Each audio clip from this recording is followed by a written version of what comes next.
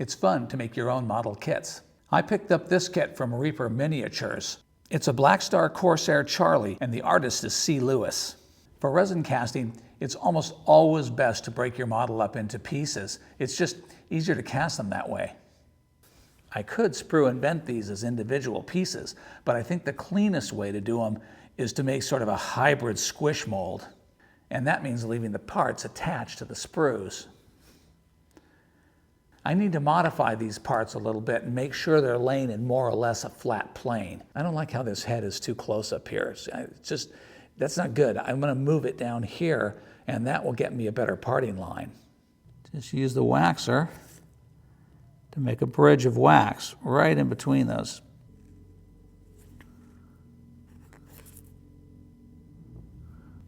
Okay, now both of those parts are laying a lot flatter than they did before. Just using a little bit of sticky wax to tack these parts on. That looks good. That lays them right in there. Let's weld this in place.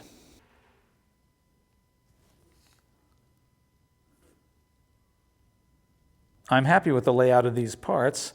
As you can see, they're quite planar. Let's break out the plastic rod collection. What we need to do is we need to attach this assembly to the box. And to do that, we're going to build a couple of struts. All that I want to accomplish is I want this support system to hold this piece vertical in the mold. That's all this is for. The more I look at this layout, the less I like it. There's too much wasted space.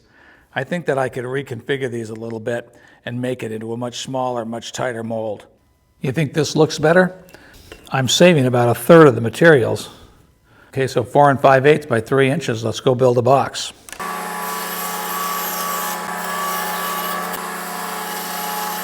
Okay, let's cut some plex. This still has the protective covering on it, which is good. Keep it nice and clean.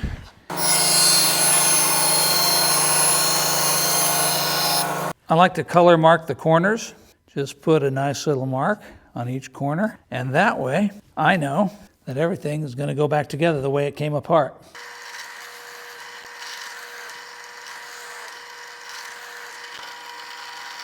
Here's a tip: make the holes in your plexiglass bigger than your screw threads. That way there's no danger that your screw will crack the plex when you attach it to the front. Let's get this box assembled.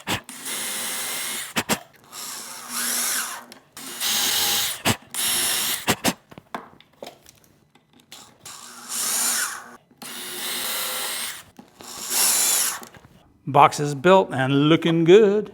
The surface of the box is plastic laminate, and that's not going to give us any problem with the rubber, but the silicone rubber would love to stick to this unfinished wood here. And I didn't finish it anywhere inside, so what I think I'll do is just run a bead of wax down along the joint. I put a brand new spoon bit on my waxer, and that ought to be perfect for smoothing these beads down in here. See how this works? Oh yeah, it works like a champ. Just gonna seal that right up. It doesn't have to be pretty down in there, it just has to not leak. I was going to use beeswax to seal up these surfaces, but sometimes it's just better to use the tool that's in your hand. The box is waxed and ready to go. Before we pour rubber around these parts, we're going to need to fill these 3 holes, and that's so that they don't catch bubbles. Deep holes like that are just a prime place to catch a bubble of air when the mold fills.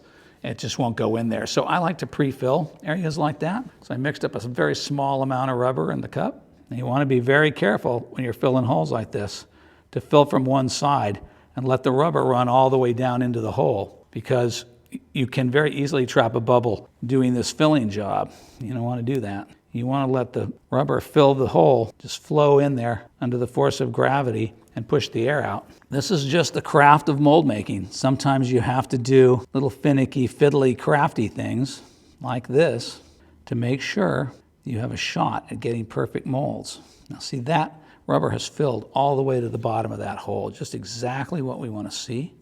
So we can give it a second application. I already know that I'm not going to catch a bubble down inside that joint, that hole is going to fill perfectly.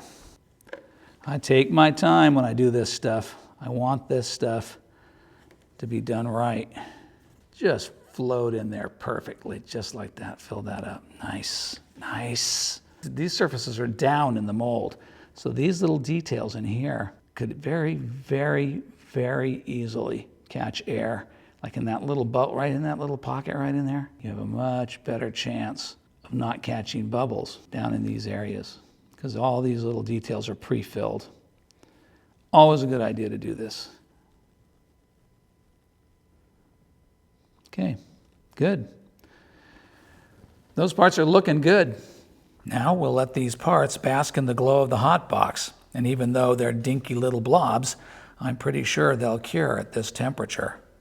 It's the next morning and these came out perfecto. So now what we want to do is mount this kid here like that. And to do that, we'll break out the handy dandy Wolf sticky wax. I don't trust the sticky wax to hold the part by itself, but if I run a bead of sculpting wax all along it, that will make the joint much stronger. All right, that looks great, just the way we want it. We're ready to put the flex on the front of the box, and the first step is to peel the paper off. Get a nice clean plastic surface out of the deal. We're gonna have to make a gasket, and the reason for that is it's almost certain that the Plex will let rubber leak out of the mold because it's not going to make that tight a seal to the box. So what I've got is I got some polyethylene mini fiber. It's just a light, fluffy plastic powder you can buy. And I'm just going to add a little to my cup. And all this is going to do is make the rubber from a liquidy, flowy material into a paste. And let's just take and put some on all the way around.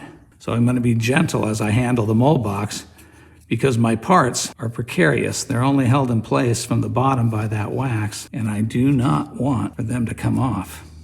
Okay, that's gonna be more than plenty. I expect we're gonna get a decent amount of squeeze out. Let's put the Plex on.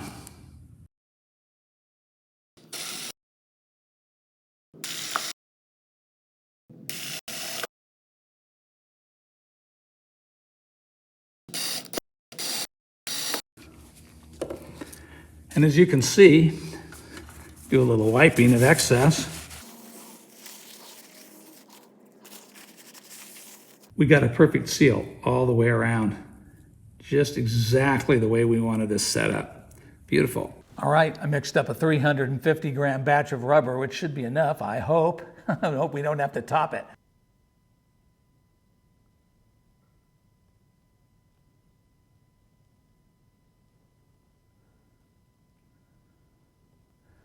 I'm draping this part up in the corner more than I would like. It's never good to drape a part with rubber because you can trap air underneath that drape, and that's not beneficial. I think we'll get away with it, but we would like to see the parts get coated by the rise of the rubber up from the bottom, because that pushes the air out on top and away from the parts.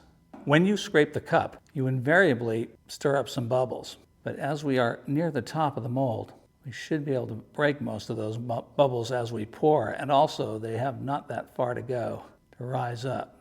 So with any luck, they won't cause us any problems. As you can see, I came up a hair short on the mix, and I could mix more rubber, but instead, I'm gonna break out the chunkies. I have to be super careful putting in these chunkies because the model's fragile, and I sure don't want to break it or knock it off its base. The mold is done and ready to go, but so are we. I hope you liked this video. If you did, watch this video next. Thanks for watching. I'll see you next week.